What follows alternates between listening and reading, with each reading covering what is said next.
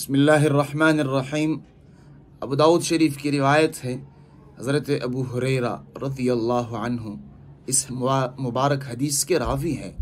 वो फरमाते हैं कि हुज़ूर अलैहिस्सलातु वस्सलाम ने इरशाद फरमाया, इय्याकुम वल हसद, तुम हसद के मरज़ से बहुत बचो, तुम हसद के मरज़ से बहुत बचो। फ़इन्नल हसद यअकुलुल हसनात कमा तअकुलुन नारुल हतब।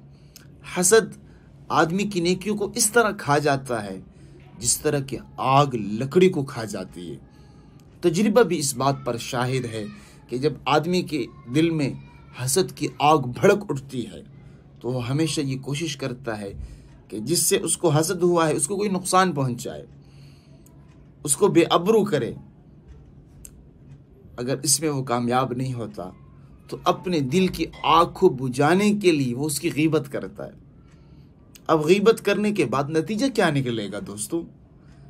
नतीजा कल क़यामत के दिन ये निकलेगा कि गीबत करने वाला, हसद करने वाले की नेकियां उठा के अल्लाह ताला उस आदमी को अता फरमाएंगे जिससे इस आदमी ने हसद किया होगा।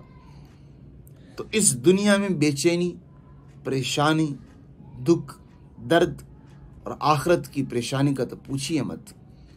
तो इसलिए कोशिश कीजिए कि अपने आप को हसद के मरज़ से बचाइए।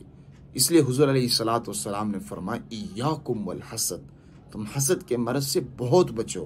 अल्लाह ताला हमें हसद की बीमारी से बचने की तौफीक अता फरमाए।